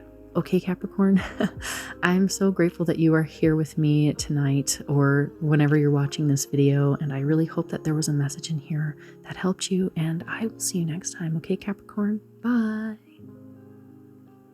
Hello, Aquarius. Welcome to your late night tarot reading. Whether you are watching this during the morning, afternoon, or evening, I welcome you. In this reading, we are going to get into an oracle card based off of a planet that is your overarching energy, and then a single clarifying card to get further into the messages of whatever spirit is bringing to your conscious awareness at this time for your benefit. Okay, Aquarius, let's get into it. So the card that you have, the ruling planet, is not even a planet at all, actually. It is the Pulsar card. I absolutely love this card. As you can see, this woman is very much in her own world, like her own home. This is like her own pod of comfort and of prosperity and of joy and of I just feel like creature comforts, like home, feeling like home is where the heart is, or home is where you feel the most nurturing or nurtured. And really, she's created this home for herself. So this is a card about comfort, stability, and regularity. Okay. The pulsar rotates with a near mechanical precision, emitting a beam of electromagnetic radiation as it spins. It has been called the lighthouse of the universe because it rotates. Its rotations make it appear to be pulsing at regular intervals. So, symbolically, the pulsar acts as a heartbeat, ever present and comforting, stable and dependable. When pulsar appears for us in a reading, it is a great time to seek comfort in the familiar. It represents turning to the perpetual rhythm of the day-to-day practices, and honoring the regularity of life. The meaning of the pulsar card may manifest itself in a new appreciation of one's home, time spent with close friends, and in keeping a normal schedule. So this card is very much about enjoying the mundane, enjoying the day-to-day, creating a routine that feels nourishing to you. Because by creating this consistency in your life, this consistency is how this woman on this card is able to grow this plethora of greenery. It's like the universe is asking you to grow where you're at. And by creating stability is how you allow room for growth in any aspect. So if you're feeling directionless or not sure what to do next, or kind of just feeling listless or kind of chaotic or whatever, the universe is asking you to make a predictable schedule for yourself, even if it's as simple as you wake up, you do 5 minutes of meditation, you drink your coffee, you brush your teeth, and you go to work, or what have you, or you have your lunch the same time every day, a peanut butter and jelly sandwich, or whatever. Like having some level of normalcy, some level of predictability, some level of regularity and stability in your life is going to help create this comfort for you. I feel like you're kind of uncomfortable right now because you're itching to go to the next level, or you're itching to just like something to change. And so what the universe is saying is you want that change. Well, you need to change yourself first, in the sense of establishing routines, establishing a schedule, establishing some level of stability so that the things that need to take root can take root and grow. Because you may be planting seeds or of success in your future, but how can those seeds ever grow if you're constantly digging them up? So this is why this card is coming out for you, Aquarius, and saying that this is about creating some sense of stability in your life. Let's say your home life is chaotic. Well, what can you do to create a sense of stability? Maybe that's waking up at the same time every day. Maybe that's writing 1 page in your journal every day, something that you can rely on for yourself, not allowing other external circumstances to take control of your life. But if the external circumstances in your life are chaotic, then finding that stability within you, creating that stability for yourself in some sense of the term. Controlling what you eat, how much you eat, I don't want to say controlling because that sounds like a restrictive thing. This is more of creating space for growth through stability by creating that structure. So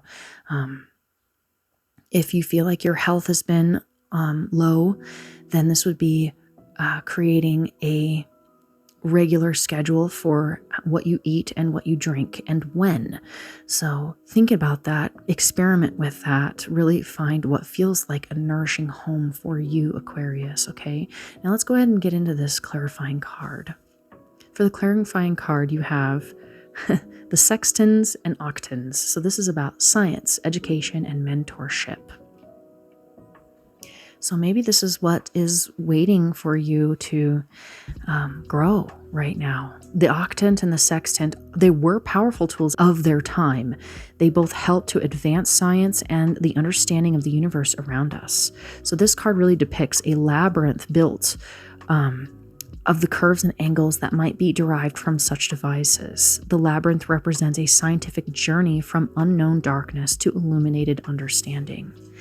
And from what I understand of what a labyrinth is, the difference between a maze and a labyrinth is a labyrinth has no dead ends. So this is saying to you, Aquarius, it does not matter what choice you make for what direction you go in your life, it will be the correct choice and decision, especially if it's in alignment with creating more stability and more regularity in your life. Because I know that you are on the precipice. I feel this energy of like being on the edge or the precipice of a major change in your life in the direction that you want. It's like there's something that you've been wanting for so long that you've almost given up hope on it in a sense. Not the sense that you've given up hope, but like it's had to be put in the background a lot because of this chaos that's happening on the external of your life.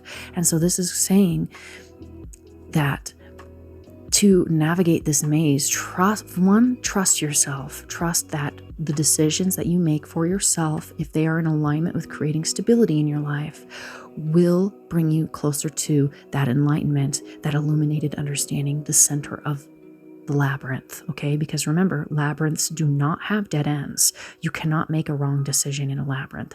Eventually, you will get to the middle. It's just a matter of staying consistent with those choices that you make to create comfort and stability and regularity in your life. So this card also, it's directly referencing the impact of science and education on our lives. It is a great time to learn. So whether you decide to enroll in more classes or seek the guidance of a mentor, or if you choose to learn by experimentation, all of these endeavors are focused on the pursuit of knowledge. The pursuit of gaining more knowledge is a positive thing. It's very positive. So this could be through formal education, higher learning, or community-based educational classes, anything like that. So you may have just finished this, or you're thinking about going back to school, or maybe you're learning through books you're reading or videos you're watching online. But this is really saying about learning something new and then experimenting with that and using that knowledge to create the stability in your life, to create the home and the comfort that you are seeking, Aquarius. I feel like you are seeking this comfort, this place to call your own, this place to call your own home, somewhere where you can put your roots down in a sense and create this life that you have been longing for. This is saying about don't let your mind go stagnant. Allow yourself to continuously learn something new. Around every corner is something new to learn, a new challenge. And so, like I said, you cannot make a wrong decision right now. As long as these decisions are aligned with what brings you comfort, stability, and regulation. And that could be on any level. This could be in your relationships, what you're putting in your body, how much you're sleeping, eating, what time you're getting up, what you're choosing to do with your time during your day.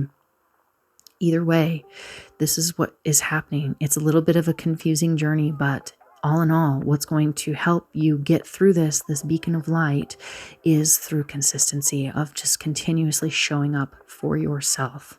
Okay, Aquarius? I love you so much. I hope this reading helped you, and I will see you next time, okay? Bye.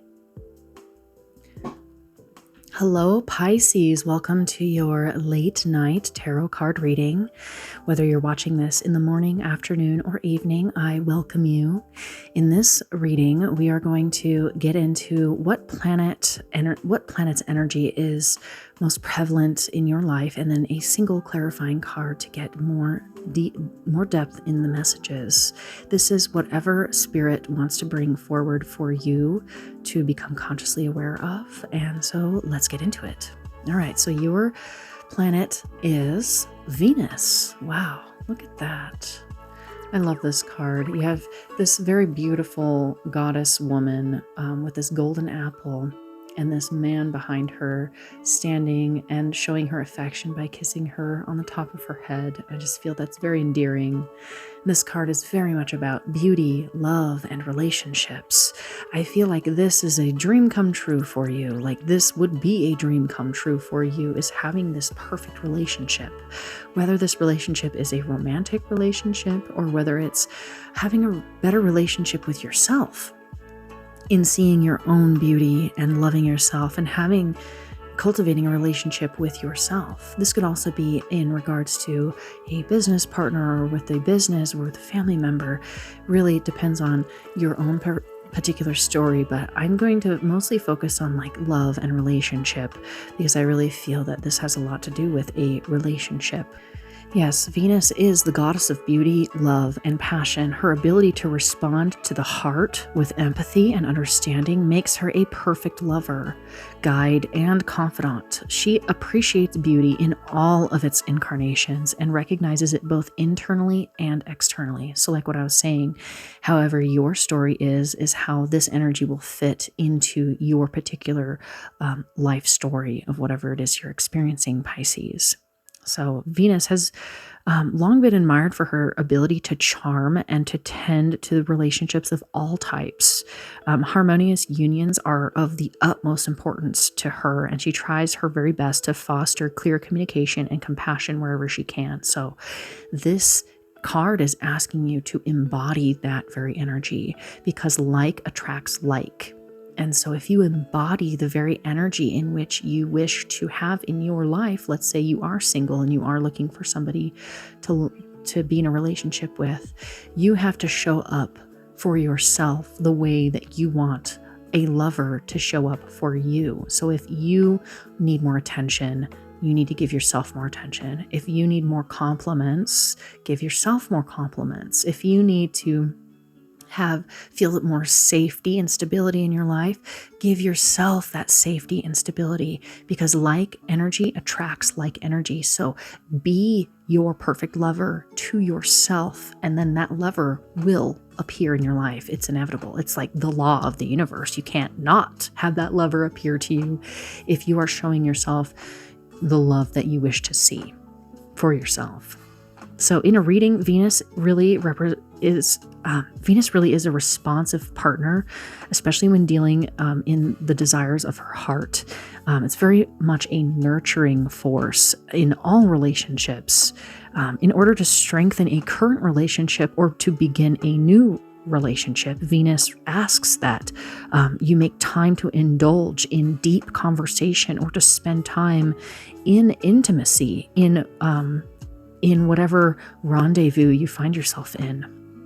It may be initially interpreted as a reference to like sex and passion, but her intimacy is so much more than that. It can really represent empathy and understanding as well. She very much promotes sincerity of interest in the themes that are important to the other person. So very much like that perfect partner of hearing, seeing, listening, taking an interest in what the other person is about. And through that, you attract people of like energy who are willing to pour into you just as much as you pour into them. So if you want somebody to give to you, you must give to them. And if they are the right person to be in your life, they will reciprocate that energy. So that's a very good test to see if this person is meant for you or meant to be in your life, is how much of yourself do you give to them and how much of themselves do they give to you. So if you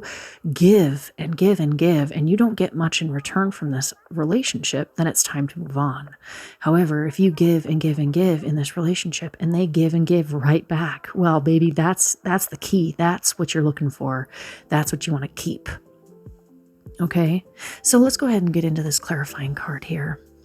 You have the Five of Earth, which is excuse me, Triangulum Norma and Triangulum Austral. And I may be pronouncing that wrong. These names are a bit funky. So this card is very much about new projects, craftsmanship, and hard work. So I see three people here.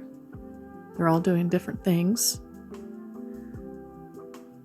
They all seem satisfied with what they're doing, very focused in what they're doing.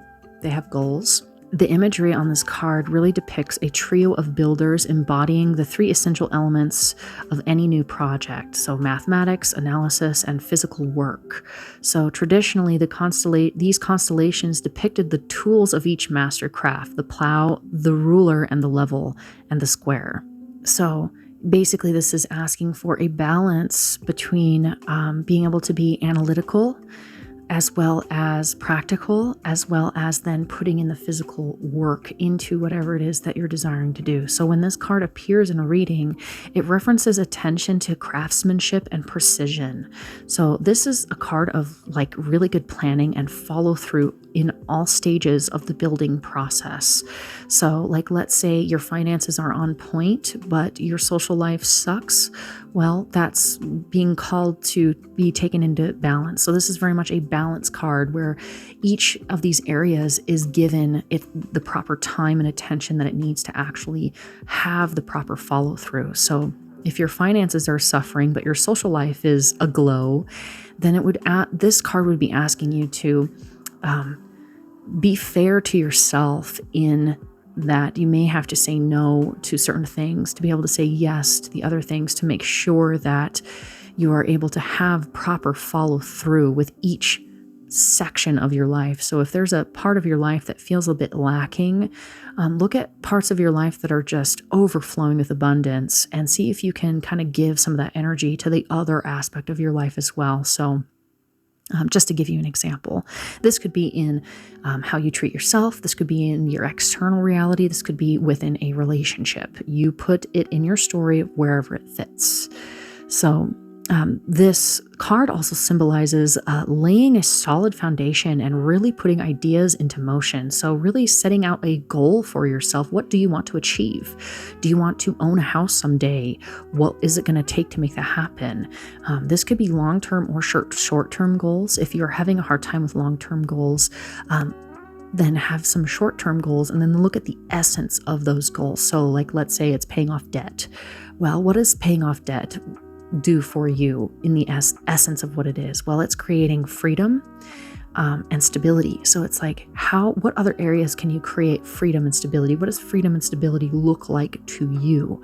And then really having tangible concepts that you can put into motion, bringing these concepts to fruition with your own hands, with your own dedication, having a team of people dedicated to this one thing. This is a card of hard work, of long hours and plenty of planning, but it's not without its great rewards as well. So this is about assessing your situation and adjusting all along the way, allowing for new information to come in and to make adjustments as needed, because all this hard work, these long hours, this planning, this follow through, the end result is going to be worth the effort. So this is a card about pride in one's work. So instead of feeling bad about yourself in any sense of the term, this is about seeing that you have been putting in the work and it is paying off, that there is going to be a payoff, and to just keep going. And having Venus be kind of your North Star is like, is it bringing beauty, love, and partnership into your life in a harmonious way? And how can you create that harmony and actually putting in the work to make that happen, and then trusting that it is building something beautiful for you, that the work will pay off. And I just think that is so beautiful. I am getting the chills just saying that. So I know that this is true for you, Pisces. Okay. So this is the universe just saying, put in the work, create that balance, and your dreams will come true. Okay. All right. Thank you so much for being here, Pisces. I hope that something in this helped you, and I will see you next time. Okay. Bye.